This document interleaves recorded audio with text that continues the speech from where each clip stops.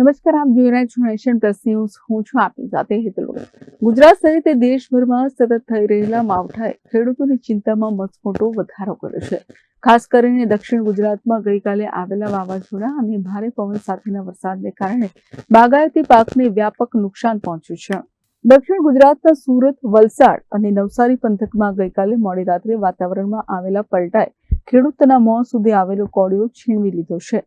ભારે પવનને કારણે આંબા પરથી મરવા એટલે કે નાની કેરીઓ મોટા પ્રમાણમાં ખરી પડી છે, જેના કારણે આ વર્ષે કેરીના ઉત્પાદનમાં મોટો ઘટાડો થવાની શક્યતા છે.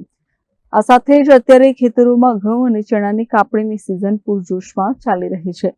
ત્યારે જ કમોસમી વરસાદ ખાબકતા તૈયાર થયેલો પાક પલળી ગયો છે. ખેડૂત આગેવાનોના જણાવ્યા મુજબ ખેતરમાં કાપેલો પાક પલળી જવાથી તેની ગુણવત્તા બગડશે અને બજારમાં યોગ્ય ભાવ નહીં મળે.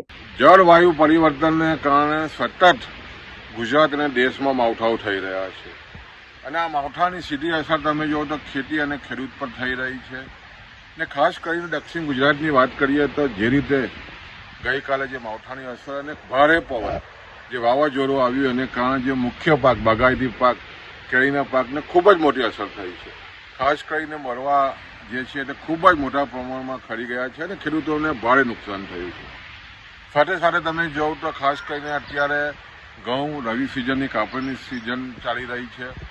ઘઉં કાપણી થઈ રહ્યા છે, સાથે સાથે ચણાની પણ મોટા પાયે કાપણી થઈ રહી છે અને એવા સમયે જે રીતે માવઠું થયું છે એને કારણે ખેડૂતોમાં ભારે ચિંતા પેઠી છે અને ખાસ કરીને ખૂબ જ મોટું નુકસાન આ જે રીતે માવઠું થયું છે એને કારણે થયું છે અને સતત જે રીતે તમે જોવો તો સતત હવે જે રીતે માવઠાઓ થઈ રહ્યા છે ઉનાળામાં એને કારણે ખેડૂતોને ખૂબ જ કપરી સ્થિતિ થઈ છે. ત્યારે સ્વાભાવિક છે ખેડૂતોમાં ભારે ચિંતા છે અને જ્યારે આવનારા હજુ 1-2 દિવસમાં પણ માવઠાની જ્યારે અસર થવાની છે ત્યારે સ્વાભાવિક છે ખેડૂતોને પણ વિનંતી છે ખાસ કરીને જે પાક ખેતરમાં ઊભો છે, ઘઉં છે, ચણા છે, ને તાત્કાલિક ધોરણે ઢાંકી દઈ અને તાત્કાલિક ધોરણે આનો બચાવ કરીએ એટલી જ વિનંતી છે.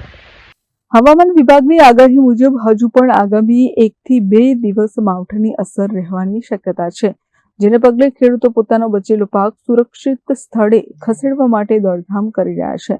જલવાયુ પરિવર્તનના કારણે વારંવાર થતા આ માવઠા હવે જગતના તાત માટે કાયમી મુસીબત બની ગયા છે.